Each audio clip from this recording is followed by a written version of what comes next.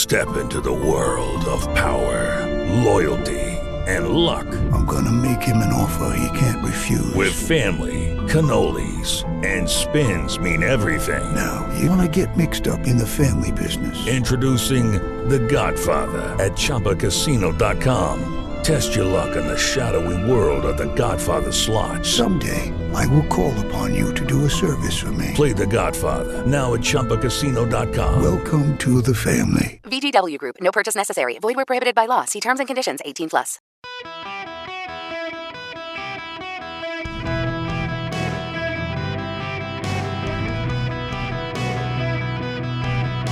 Welcome to the Eric Erickson Show podcast, Hour 2. Hello and welcome. It is Eric Erickson here, the Eric Erickson Show across the nation. The phone number is 877-973-7425. If you want to be on the program, I'm happy to have you. I gotta move on from the Biden speech, I guess. I still have a lot to say, though. And I do want to make one more point.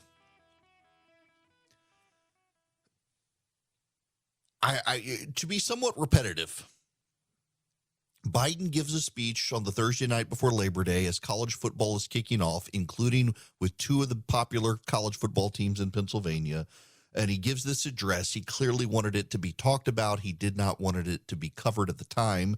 The major national networks, ABC, CBS, NBC, and Fox News, where most people were watching television outside of ESPN and the college football shows, they didn't cover it. Only CNN and MSNBC really gave it airtime, plus C-SPAN. So it wasn't very well seen. He's already walked back calling Republicans a threat to democracy today in the last 30 minutes now, saying he didn't mean it. But there's something else here. One of the things that Joe Biden did that I think is really problematic is he didn't stop with MAGA Republicans. And anyone who thinks he did is deeply disingenuous. He went beyond that. And he suggested that pro-lifers are a threat to democracy. He essentially said that if you don't agree with Democrats on these sorts of issues, that you are a threat to democracy. And that's part of the problem here. He complained about, for example, the Dobbs ruling. He complained about Republicans being a threat to abortion. This is a man who unilaterally, without the consent of Congress, decided to negate student loans. And he thinks that Republicans are a threat to the rule of law. But one of the things that I think really it frustrates me here, particularly on the pro-life thing, is for all of the talk of Democrats equating this stuff together and stringing it together, the reality is the pro-life movement after the civil rights movement of the 1960s is the most successful Democratic movement in American history. It's the most successful Democratic movement in American history. Because to change the United States Supreme Court, you can't. Because they are life appointed by presidents, confirmed by Congress. You can't elect them. You can't throw them out of office. So in order to change them, you have to elect state legislators who become federal legislators, who build up a record of pro-life record so you can believe them. You have to elect presidential candidates. You have to get them through a party. You have to get them into the White House. You have to leverage them with the United States Senate, which you have to be able to dominate. And to do that, you have to go to the polls every 2 years for decades on end, in this case, 40 years, in order to shape the Supreme Court. It took 40 years through democratic processes for the pro-life movement to do this. Now, this is very important. You can disagree with the pro-life movement. You can be pro-abortion or call yourself pro-choice. But if you're not intellectually capable of recognizing it was a highly successful movement in democracy, you are not being intellectually honest. You're being nothing but a partisan. They spent 40 years electing candidates, building farm teams, changing the House, changing the United States Senate, finding presidential candidates to rally behind, finding a political party from which they could build a base of support, to make that party pro-life, to be able to nominate pro-life judges, to build outside organizations, to vet law students, to raise them in the ways of originalism, to get them into lower federal courts so that they could be advanced into the Supreme Court. It took 40 years of dedication and a full movement and time and patience to do, and it involved them literally having to go vote every 2 years, time and time again, even when they didn't want to, in order to advance their candidates and their cause. It is definitionally one of the most successful Democratic movements in history. And for Joe Biden in his speech last night to equate that and Dobbs with an affront to constitutional rights, when what happened originally with Roe v. Wade is you had a handful of activists, not a Democratic movement. In fact, most of the laws in the country were against abortion. And a handful of progressive lawyers presented a case to 7 men in the Supreme Court who granted a constitutional right that up until that moment in 1973, no one could find. And to this day, you cannot read the Constitution, the text of the founders, the Federalist Papers, or anything like that and find this right that supposedly had been there the whole time. And all pro-lifers wanted is not to ban abortion, but to be able to contest it through democratic processes. And they're going to find out that in most states they lose. But they wanted to have the fight to begin with. In many states, they'll be able to get abortion restrictions because most Americans actually do agree with pro-lifers on some restrictions. They don't want outright bans. A lot of pro-lifers want total bans. They're not going to get those in many states democratically. What's just fascinating to me, though, is how the Democrats can't even bring themselves to concede the success of this movement in democracy. In 2017, when Donald Trump was sworn into office, there were riots through Washington, D.C. You will remember, because it went viral, it was very famous. The woman sitting with her legs crossed on the ground, Indian style, I guess you call it, or is that hateful to say these days? I don't know. And she's holding her head and she's screaming, "No, no, no." You remember that. There were burning limos on Pennsylvania Avenue. They were smashing storefronts. They refused to accept Donald Trump's election. In 2018, in Georgia, Brian Kemp won the election, and the current White House press secretary at the time said Brian Kemp had stolen the election. She's never been called out for that. And then last night, Joe Biden says, if you refuse to accept the lawful legitimacy of elections in America, you're a threat to the country.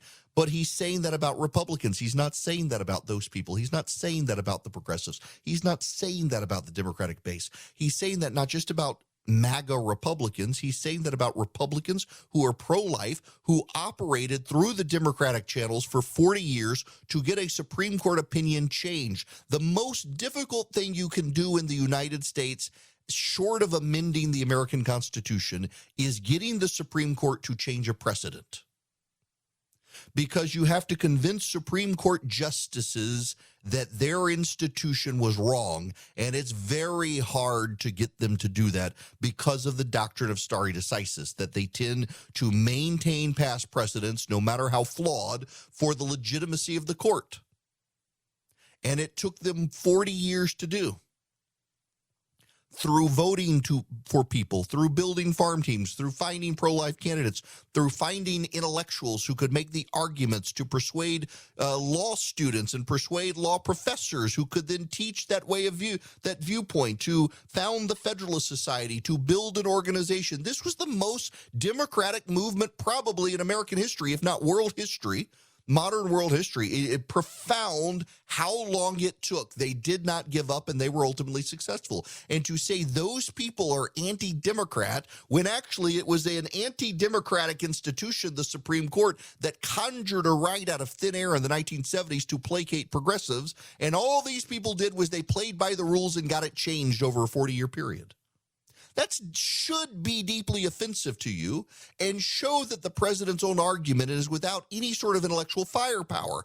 It's an emotional screed designed to mobilize the Democratic Party's base. That's all it was, an emotional screed to mobilize the Democratic Party base at the expense of persuading independent voters. And that is something else that's significant here. They've given up on trying to persuade independent voters. They think now that they are ahead in the generic ballot. For the first time since November of 2021, Democrats are ahead by 0.1% on the congressional generic ballot. That still tends to favor Republicans when you get into likely voters, but they think the wind is at their back and they can give up on persuading independents. They can just mobilize their base. And so Biden can go out there and demagogue everyone in a national speech, walk it back the next day when questioned by Peter Doocy, but the media has their talking points. The media has their marching orders. The Democrats have their marching orders. There's not going to be a persuasion campaign now. There's going to be vilification.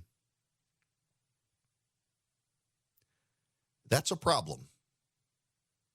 The Democrats have one thing going for them, and they know they have one thing going for them right now. Many Republicans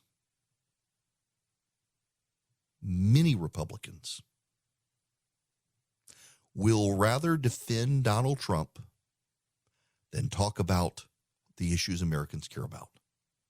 And that's what Democrats are hoping for.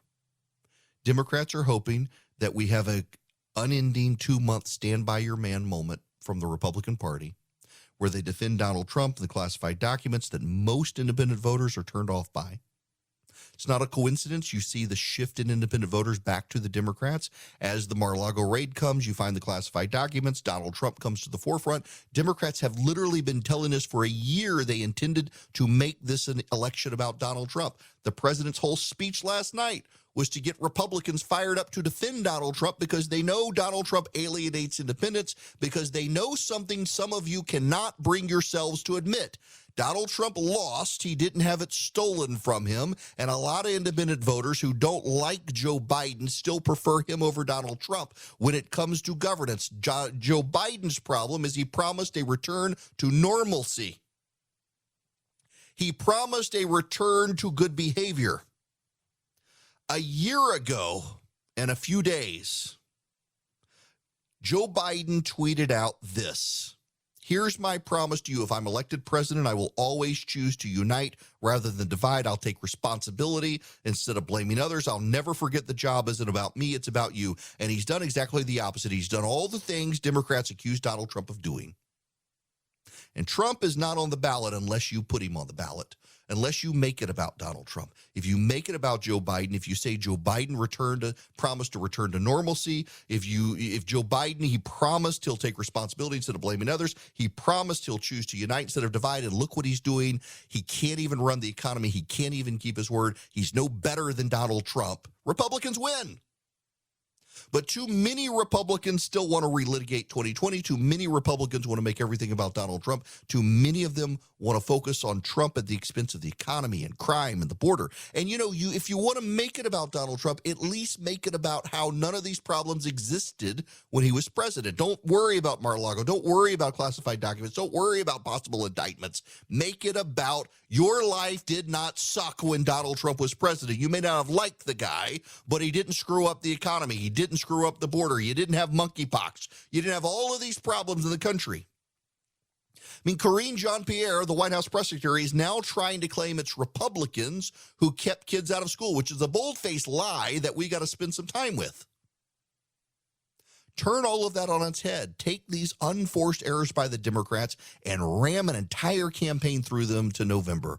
Highlight the economy, highlight their lies about schools and education and keeping schools closed, highlight their problems with the border, the fentanyl crisis, all of these things. If Republicans will do this, Doesn't matter what Joe Biden says about pro-lifers, Republicans, MAGA, or Donald Trump. They get their butt kicked in November because people really feel like our best days are behind us and we've got hell to come in the economy. And if you just present a better picture of competence than what Joe Biden can present, you win. It actually is that easy if you have the willpower to do it. Everybody asked me about Boll and Branch sheets. I actually put up a picture the other day. We got some in our house because we order from them. We actually are customers. They're like, oh my gosh, are they really that good? Yes, they get softer every single time you wash them. I mean, they use 100% organic cotton threads. They're super soft. You get such a good sleep. They have just a great weight to them. Like I had a pair of sheets we actually threw away when we replaced them with Boll and Branch, where they were just like too light and also not very soft. The Boll and Branch, they're perfect. The drape across your body when you sleep, absolutely perfect. Boll and Branch uses the highest quality threads on earth for superior softness, for a better night's sleep. They've got over 10,000 stellar reviews. Their signature sheets come in 9 neutral colors in all sizes from twin to California King. You will feel the difference. And they're 100% free from toxins, no pesticides, no formaldehyde, no harsh chemicals. Get 15% off your first set of sheets when you use promo code ERIC, ERICK, at bollandbranch.com. That's Boll and Branch, BOLLAND branch.com. The promo code is ERIC, ERICK. And don't forget, if you text DATA to 33777, you can sign up for my daily email. You get the morning stuff for free, the stack of stuff from the show and all that is for paid subscribers. And the paid subscribers are going to get a nice discount for our conference, which will be August 17th through 19th of 2023 in Atlanta. We'll have all the GOP presidential candidates for 2024 there. We've already reached out to Mike Pence's office, DeSantis, so many others. They're going to be with us on stage in Atlanta next year. Text the word DATA to 33777. Now, let's go to the phones. Peggy, you're going to be up next. Peggy, welcome to the Eric Erickson Show. Hi. I enjoy your show, and I had some things to say. All right. I would like to know, is the mindset of the day that every American who voted for Donald Trump and accepted his mantra to make America great again is against the Constitution and our country? Just who came up with the acronym MAGA and defined it as bad and represented negativity? And also what I wanted to say is, how in the world can the President of the United States deduce that what he has done since the beginning of his term in office supersedes what the campaign and actions to make America great again did from 2016 to 2020? And that we, who supported many effective decisions and policies implemented during Donald Trump's tenure, are across the board bad and do not respect the U.S. Constitution. Did China, North Korea, Iran, Russia escalate their policies toward the U.S. and the world during 2016 and 2020? No. Was the inflation 8.5%? Was the interest rate 3 times, and at one point 2 times did they have to increase it by 0.75%? And did a president face a totally unknown pandemic and act to his best ability and leave it for the successor in shape to roll out a vaccination program? And finally, was the United States and the President of the United States respected more by our allies and adversaries during 2016 to 22 than it is today? Look, I've got to tell you, to one of your core points here, Vladimir Putin, we now know for certain, chose not to invade Ukraine as long as Donald Trump was in the White House because he didn't know how Trump would respond. And the left has spun it as, well, he didn't have to because Donald Trump was undermining Ukraine. That's not true at all. We now know for certain. American intelligence tells us that Donald Trump was so unpredictable in Vladimir Putin's mind, he wasn't sure what he would do. So he didn't invade. You didn't have Iran engaging in major terror activities in Saudi Arabia while Donald Trump was president. They tried. He put a stop to it real quick, and he killed Soleimani. The fact of the matter is, if Republicans, if you can't help yourselves, you got to talk about Trump. Talk about the economy. Unemployment was very low. There were a lot of jobs. Gas prices were low. Until COVID hit, the economy was firing. And what happened after COVID hit? He mobilized the country. They found the vaccine that Joe Biden wants to take credit for. And it was Biden and the Democrats who refused to open schools. It was the progressive areas of this country that refused to do it. Karine Jean-Pierre, the White House press secretary, has now gone out and claimed that it was Donald Trump and Republicans who kept schools closed. She actually claims this. And I want to take your phone calls when we come back, but we got to spend time on this because I got the receipts. I've got the receipts on this. And we need to spend a little bit of time talking about this bold claim from this idiot at the White House. This woman is not bright. She is like a one-legged man in a butt-kicking contest. She is just not bright when it comes to being able to be the White House press secretary, and she keeps digging a hole for herself. I mean, really, I think a one-legged man in a butt-kicking contest is a more successful person than she is as White House press secretary. Hello there. It is Eric Erickson here, the Eric Erickson Show across the nation. The phone number is 877-973-7425. Those of you on the phones, bear with me. I want to get to your phone calls, but I first need to play you some audio. This is Karine Jean-Pierre, the dim-witted White House press secretary, who yesterday at the White House press briefing before the speech, in an encounter with, I think it was Peter Doocy, it usually is, but I'm not 100% sure on this one, had this to say. Be optimistic about. Peter Doocy? The National Assessment of Educational Progress has this new testing that shows that 9-year-olds lost ground in both math and reading in pretty dramatic ways as a result of the pandemic.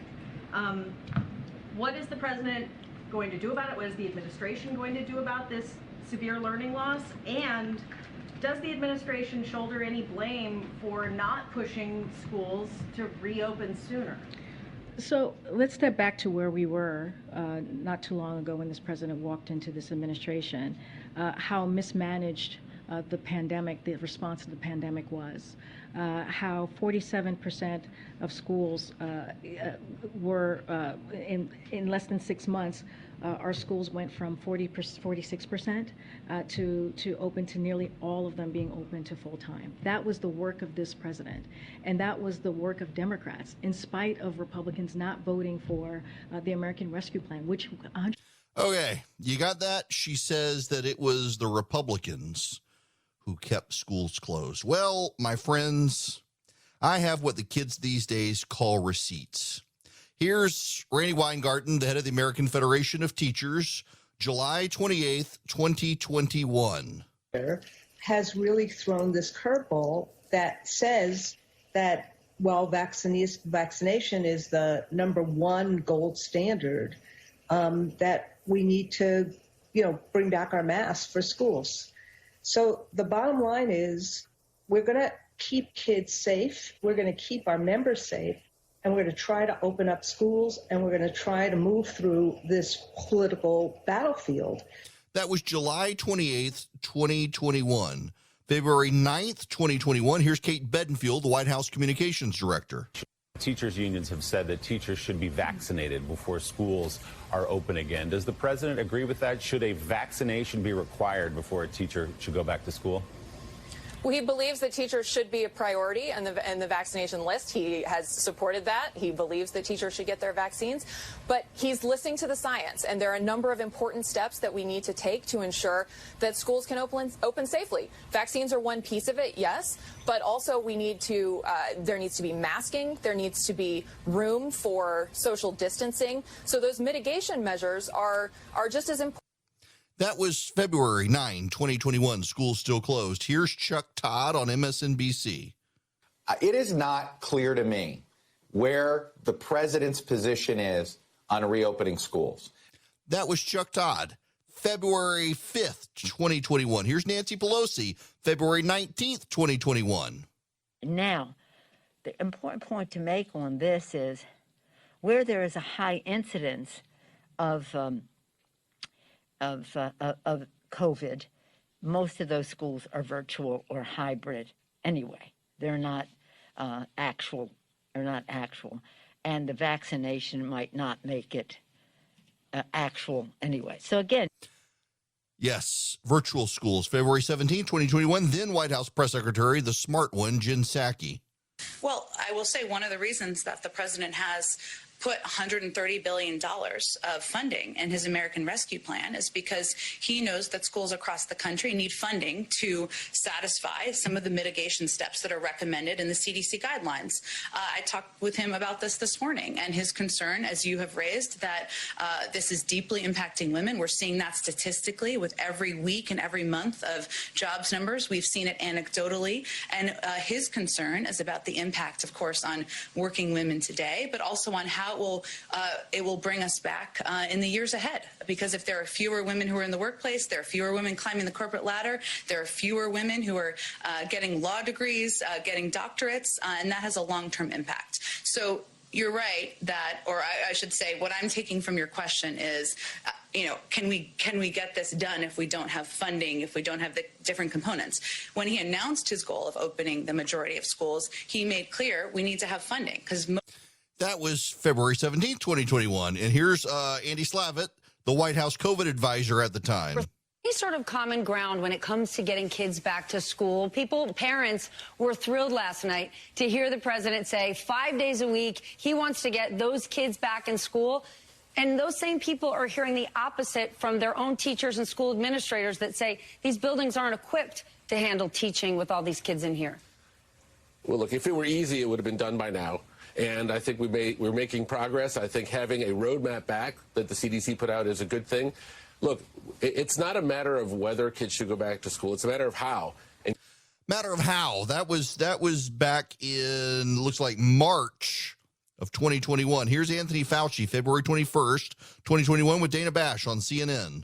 Obviously, if it's a very difficult situation to get an absolute definitive answer. What the CDC has tried to do is look at the risks that you have and try, if you follow the CDC guidelines, to get the children back in school, at least with hybrid, and maybe even when you actually have an increased spacing with them, that you can get it in what's called a decreased capacity. If you do the 4 or 5 things that the CDC recommends, the bottom line goal that I think people need to remember is that, and I've said this way before the CDC guidelines came out, that the default position is to do whatever you can, as best as you can, to get the children back to school with safety concerns for the children and for the teachers and the educational personnel.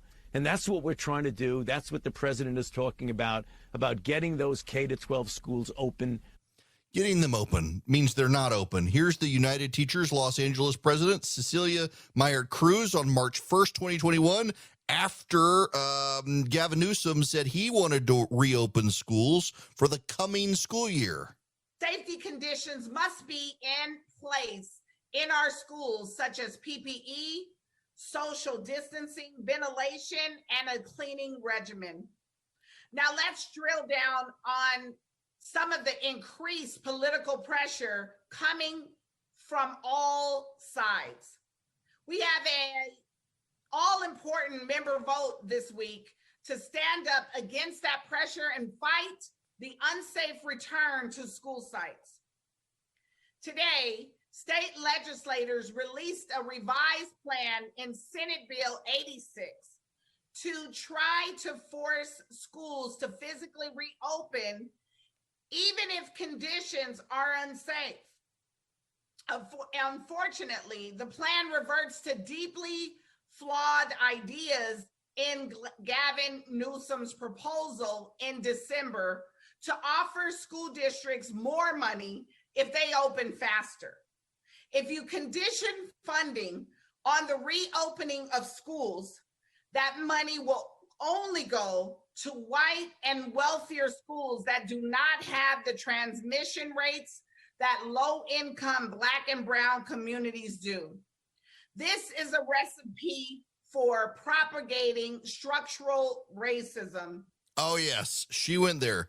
Teachers Union president, going all the way to April 30th, 2021, when Joe Biden reversed his pledge to open schools within the first 100 days of his administration.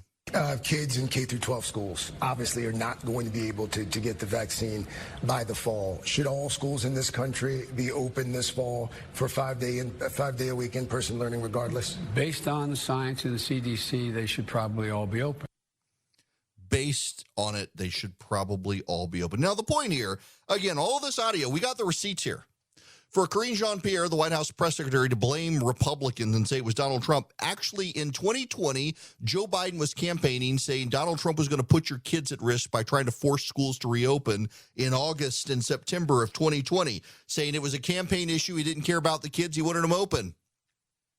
Red states reopened. Blue states did not. And now for the White House to say it was Trump's fault and Republicans' fault when all the people standing in the way were Democrats. In November of 2020, Andrew Cuomo was on MSNBC, and he admitted that even though COVID isn't spreading in schools, he's been keeping the schools closed anyway. Are schools going to close on Monday if we top 3%? Yep. Because the way it works in New York with schools, we have 700 local school districts, and we set parameters, and we let local governments then set parameters for their particular district with their parents and with their teachers.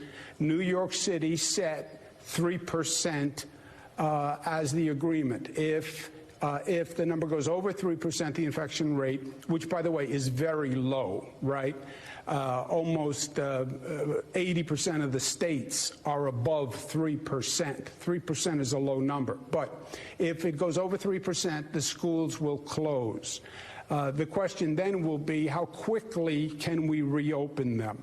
And we've learned a lot over the past few months. We now do a tremendous amount of testing in the schools. And what we've learned, Katie, is we're not seeing spread in the schools. You see a very low percentage of positivity in the schools.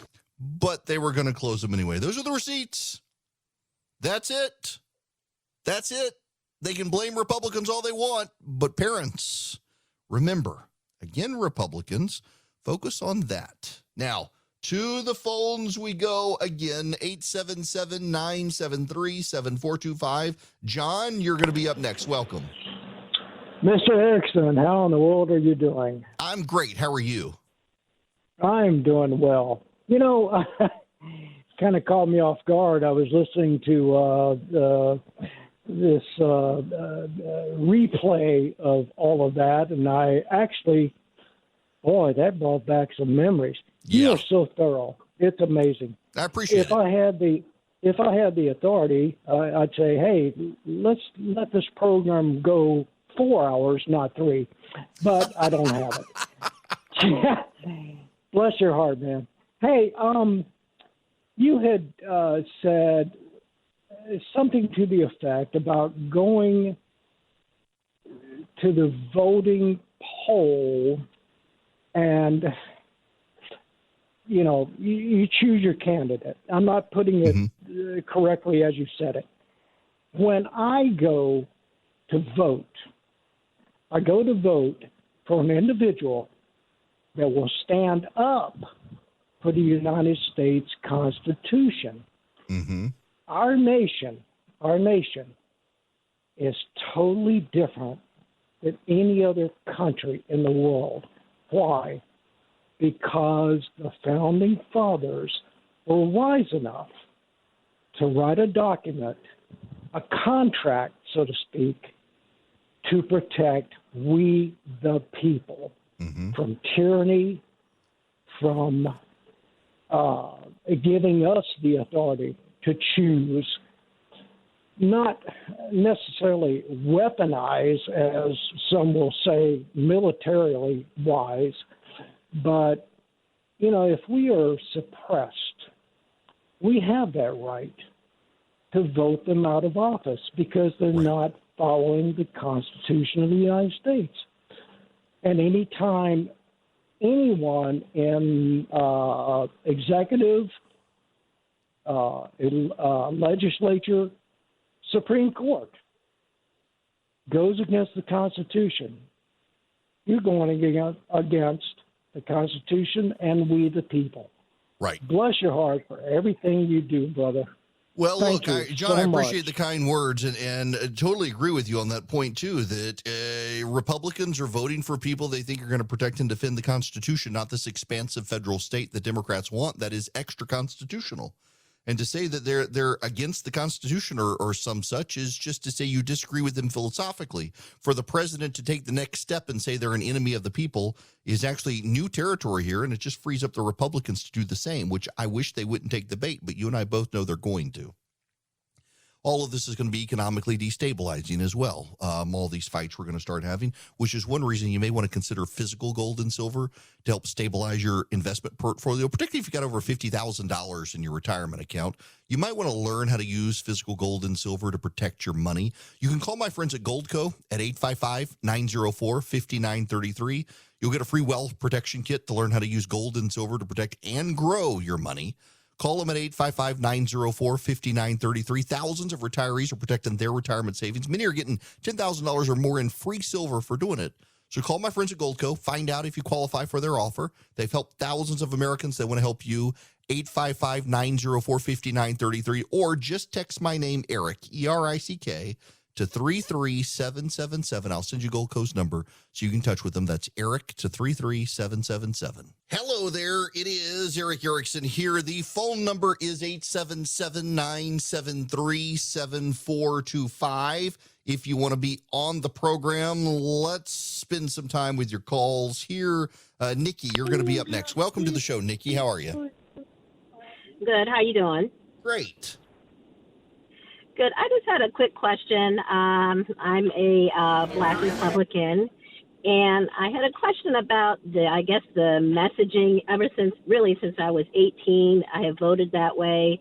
Compliments of my father, who grew up in the segregated South, and I'm just trying to figure out what Rona's doing in terms of that. Or I know recently Paris Denard was recently let go. I'm just trying to figure out, with all the different Republican candidates that are Black that try to run for office, I never really see anything outside of how I stumble upon them, get the messaging out. And then I guess for me, yeah. I got to tell you, you know what? I try to keep nothing from everybody and try to be transparent. So I'll tell you what I really think. I think Republicans do an atrocious job with a lot of non-white outreach. I really do. I think oftentimes they hire cranks in the Black community who can't really relate to other people in the Black community who haven't lived that life, even though they claim to. Or my favorite is when you get some white guy who speaks Spanish to show up at a local Hispanic Chamber of Commerce meeting, and they start, "Hola, mi amigos," and it's awful. It's degrading and embarrassing. And I really believe that you can send a white guy into the Black community and just say, "Hey, look, we're all in the community together. I know I don't look like you, but I live here too.